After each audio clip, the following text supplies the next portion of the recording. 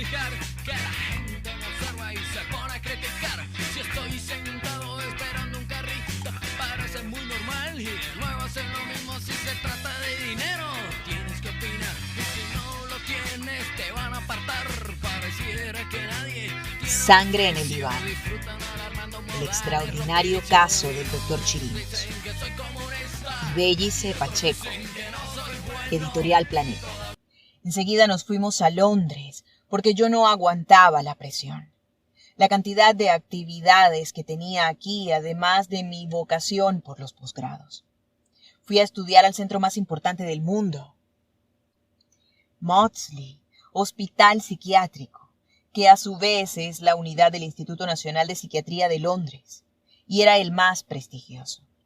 Había un personaje llamado Albert Einstein, que trabajaba psicología cognitiva conjuntamente con Skinner. Entonces yo, a pesar de que hacía psiquiatría, hacía psicología con ellos. Conductistas, por supuesto, y fui al Instituto de Psicoanálisis.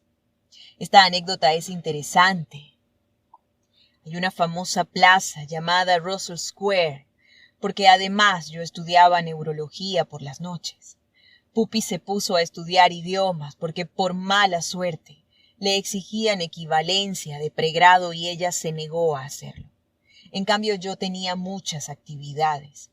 Eso sí, a las 7 de la noche estaba de gala en mi casa para ir al teatro, a la ópera. Fuimos una excelente pareja.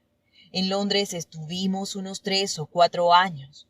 Un día en un banco me encuentro a Bertrand Russell sentado allí en la plaza y me dice, estoy esperando que me atiendan. Yo le dije, soy médico, lo atiendo yo. Fue mi paciente. Tuve el lujo de haber atendido al filósofo y matemático. De ahí nos vamos a Marsella. ¿Por qué Francia? Por supuesto que a cada rato nos íbamos a París.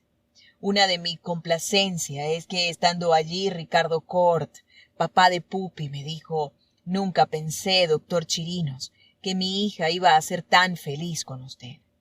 Después la madre murió viniendo de Nueva York en un accidente de aviación. Nos fuimos a París, porque allí funciona el Centro Nacional de Investigación Científica más importante del mundo. Allí trabajaba en las mañanas viendo a mis pacientes con traumas cerebrales, epilepsia y psicología cerebral. En ese centro murió Rimbaud, y en la tarde iba al Instituto de Neurofisiología. Hacía mi investigación. Yo estaba como becado por la gente de Londres, que mandó una magnífica recomendación mía. Investigaba el efecto farmacológico de medicamentos. Por supuesto, allí comenzaron a surgir las diferencias con mi mujer, en el sentido de que el proyecto mío de regresar a Venezuela no era para formar un hogar, ni ver televisión, ni tener niños. Y ella se había dado cuenta de mi pasión por la ciencia, la investigación y la política. Además, estando en Marsella, los guerrilleros llegaban. Yo era quien recibía al Che y, claro, yo era quien le entregaba los dólares y la moneda soviética. Ha sido la mujer que he amado en mi vida. Un día le dije, tienes que irte a Venezuela. Ella había tenido un aborto espontáneo en Londres. Para mí fue durísimo decirle eso. Después ella fue una psicóloga notable. Solo la vi una vez después de separarnos. Estando yo en algún lugar de Altamira, no Il Padrino, sino un restaurante que estaba afuera en la callecita de ahí. Entro y la veo, ya nos habíamos divorciado, y averigüé cuánto había costado el divorcio. Llamé al mesonero y le envié un sobre que contenía el cheque con el costo del divorcio. Y me fui. Ella vive en Caracas. Se casó 3 veces más. Cuando llego al aeropuerto viniendo de Marsella, creo estaba Carlos Andrés. Te conté sobre mis confrontaciones con Rómulo Betancourt. Yo pensaba que podía ser detenido porque sabían que yo venía de Marsella y conocían mis conexiones en Europa, que yo me reunía con movimientos guerrilleros, con el Che, a quien veía en Lyon, en París, en Marsella. En esa época eligieron a De Gaulle presidente de Francia. El director del instituto era Robert Naquet, y yo hacía el trabajo de investigación sobre la respuesta de los psicotrópicos en el sistema nervioso, el cual fue nominado al Premio Nobel. A Robert lo habían nominado ministro de la Cultura, cuando yo entro a decirle que me vengo a Venezuela. Me venía por la revolución, porque yo no veía mi futuro con un hogar. Ese no era mi proyecto de vida. Naquet se sorprendió. ¿Cómo va a perder la oportunidad de dirigir el centro de investigación más importante del mundo para irse a Venezuela? Gobernaba Betancourt y había una gran represión contra la izquierda. Me detuvieron en el aeropuerto mientras esperaba el equipaje. Me llevaron a la DICIP de los Chaguaramos. Aún estando en Francia, yo era un subversivo. Pensaba seguir con el movimiento revolucionario de entonces que se había iniciado en La Habana.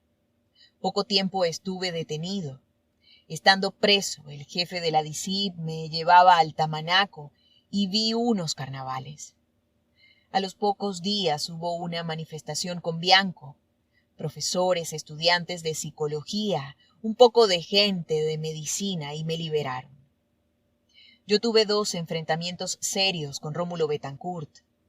Cuando él era candidato, que habíamos decidido llamarlos a todos, Caldera, Jovito, Betancourt, y ahí hubo un conflicto serio. Le pedimos que retirara su candidatura y Betancourt se molestó. Al salir de la DICIP me incorporo a la universidad y a hacer política con los contactos con la lucha armada que estaban en Falcón y en Oriente, aunque allá era más débil.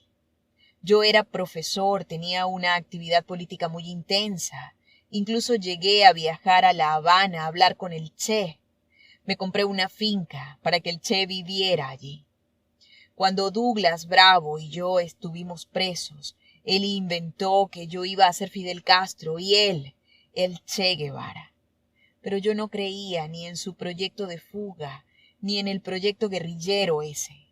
Estábamos en la Digepol de los Chaguaramos y entonces, como yo conocía muy bien el Hospital Vargas y el médico era amigo mío, entonces inventamos una hemorragia severa.